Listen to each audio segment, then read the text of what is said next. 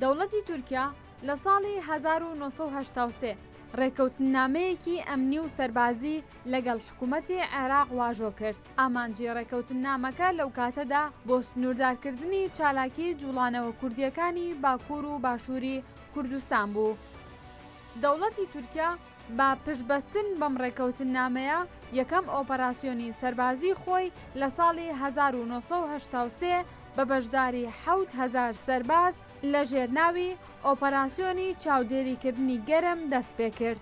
لەو ئۆپەراسیۆنەدا بە قوڵایی 5 کیلۆمەتر سنووری هەرێمی کوردستانی بەزاند.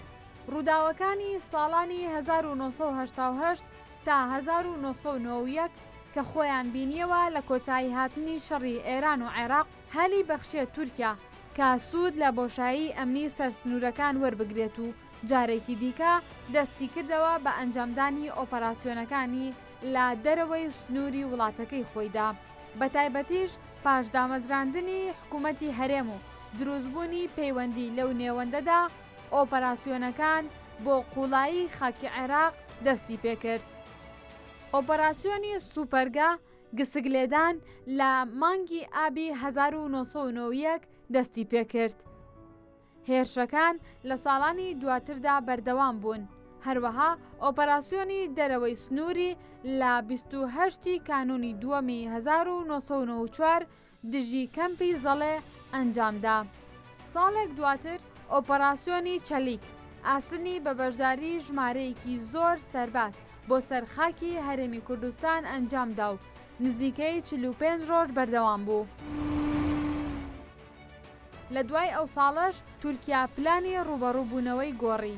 بە جۆرێک لە ساڵی 1996دا دەوڵەتی تورکیا بە لیوایەکەوە هاتە نێوخاکی هەرێم و بەڕەسمی دەستی کرد بە دروستکردنی بنکە و بارەگای سەربازی و خۆجێگیرکردن لە ناو قوڵایی خاکی هەرێمدا.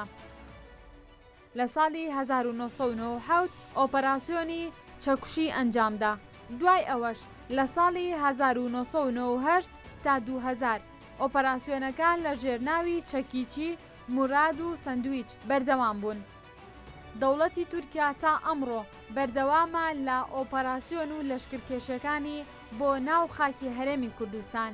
لە ماوەی ساڵانی 2000 تا 2007 ئۆپەراسیۆنەکانی دەرەوەی سنوور ڕاگیران، بەڵام لە ساڵی 2007 و لە سەردەمی فەرمانڕەوایی ئاکەپەدا دووبارە هێرش و پەلامارەکانی تورکیا بۆ سەرباشووری کوردستان و هەرێمەکانی پاراستنی مەدیا دەستیان پێکردەوە.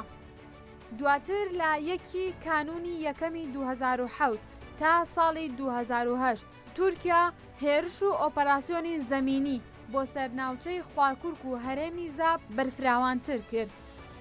لە ئەنجامی ئەو هێرشانەدا ژمارەیەکی زۆر هاوڵاتی گیانیان لەدەستداوە.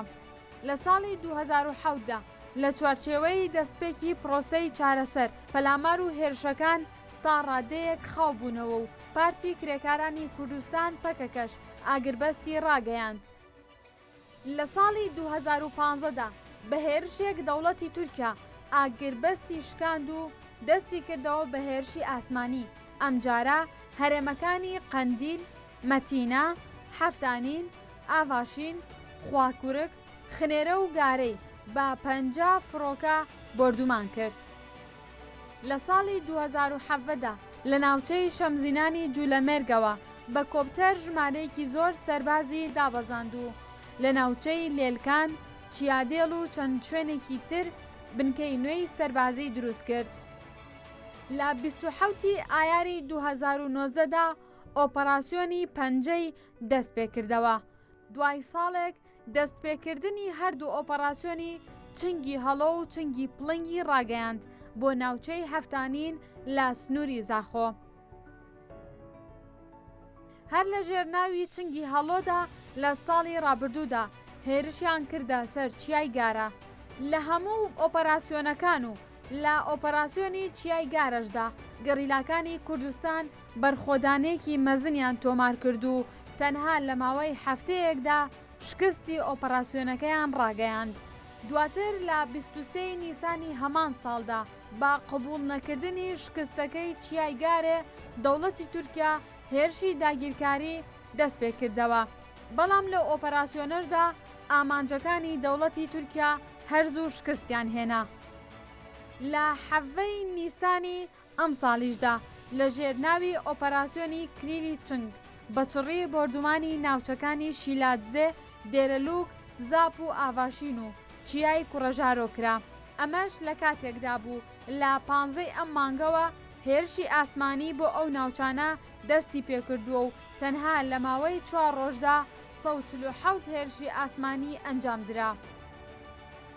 ماوەی 39 ساڵە سوپای تورکیا بەردەوامە لە لەشکرکێشی و پەلاماری ناوچە جیاوازەکانی هەرێمی کوردستان.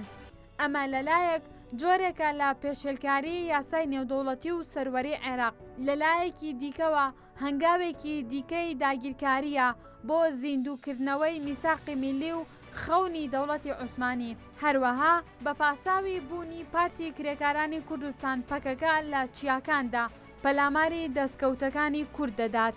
لە بەرامبەردا هێزی بەرخۆدانی گەریلاکانی کوردستان و هەڵوێست و ئیرادەی گەل بەهێزترە لە ئامانجەکانی دەوڵەتی تورکیا و هاوکارانی، هەر بۆیە هەموو جارێک ئۆپەراسیۆنەکان بە شکستی دەوڵەتی تورکیا کۆتاییان پێدێت.